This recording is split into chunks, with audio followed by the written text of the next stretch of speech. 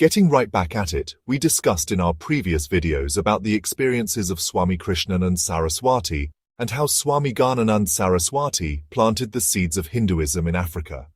We also viewed how more and more Indians settled in Africa, bringing Indian culture amidst the African population and implanting one of the oldest cultures of the world into the African household. Here's a sight at the photo we talked about. This is a depiction of Mami Wata, one of the divine gods worshipped in all of Africa. Mami Wata is found in about 20 African countries and in 50 African cultural symbols associated with the serpent, Nag, the moon, and water. If we look carefully, his characteristics are exactly like Mahadev. This is not a mere coincidence. The characteristics of Ogun, the African god of war, are also similar to those of Karthikeya or Murugan Swami. Similarly, the description and characteristics of goddess Isis of Egypt and North Africa are also like those of goddess Kali. Francis Wilford, a great Indologist of the 19th century, who did extensive research on Oriental and Indian history, mentioned that Ethiopia has been referenced many times in Sanskrit texts.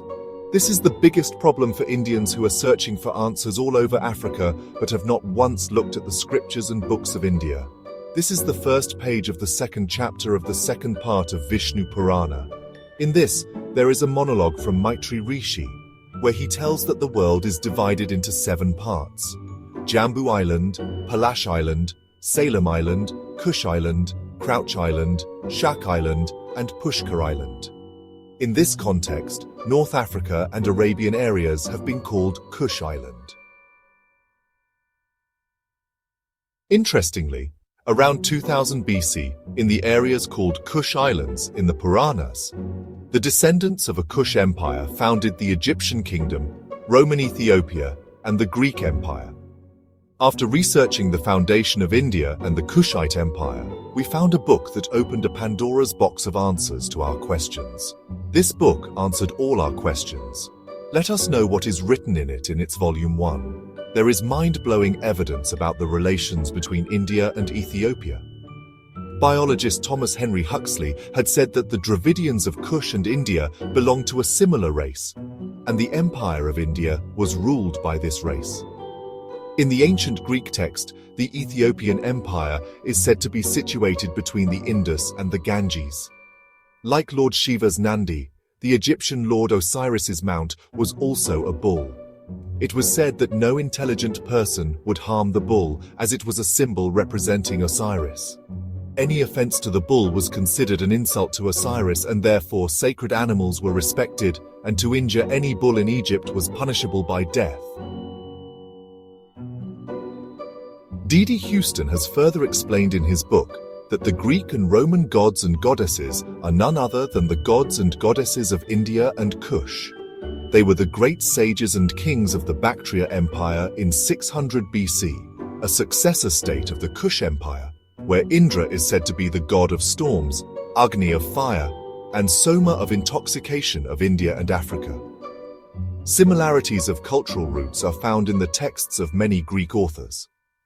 The ancient Greek teacher Philostratus, in his book Life of Apollonius, wrote, "The Indies are the wisest of mankind, the Ethiopians are a colony of them, and they are the wisdom of their fathers, that is, the Ethiopians.